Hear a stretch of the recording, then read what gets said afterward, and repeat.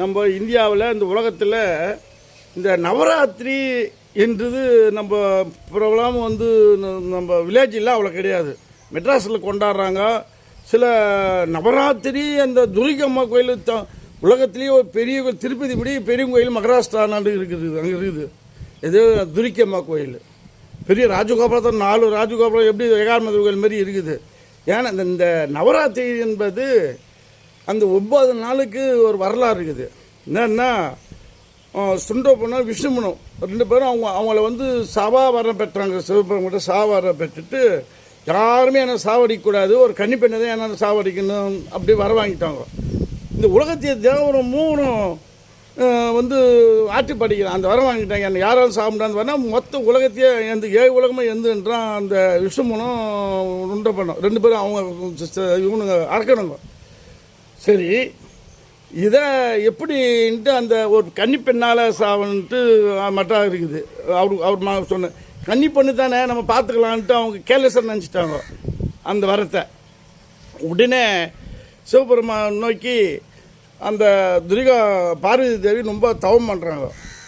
தவம் பண்ண சொல்ல அந்த சுண்டபணம் அந்த தீய சக்தி அவங்க வந்து பார்வதி தேவி கல்யாணம் பண்ணுறதுக்கு கேட்குறாங்க. 3 உலகம் நான் தானேன்னு.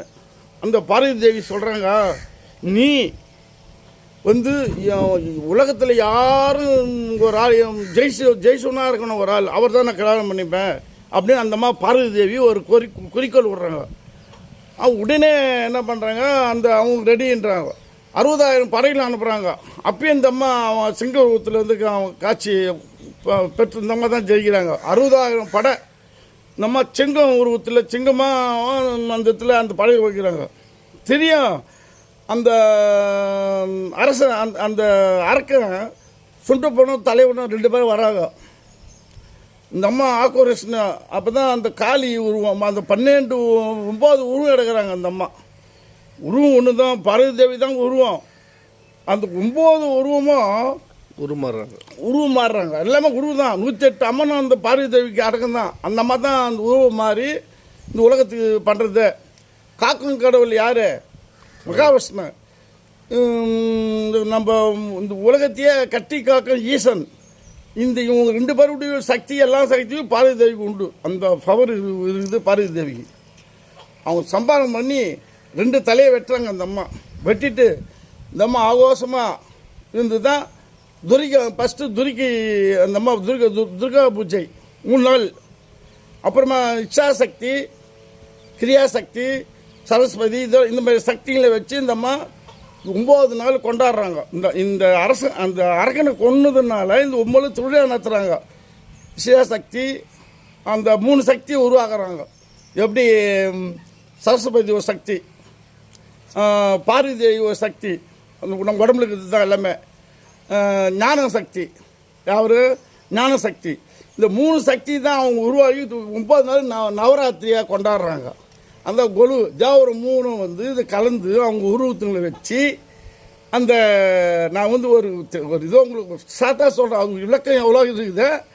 அது அப்படி வந்து அந்த 9 நாளைக்கு அந்த விழா நடத்துகிறாங்க நவராத்திரி. அந்த நவராத்திரி கொண்டாடினா அப்படி அந்த மகாபாரதத்தில் கொண்டாடிக்கிறாங்க. இந்த நவராத்திரி விழாவை அவங்க கொண்டாடி இருக்கிறாங்க. அதையே வந்து ராமாயணத்துலேயும் தசரத மகாராஜன் இந்த விழா கொண்டாடிக்கிறாங்க.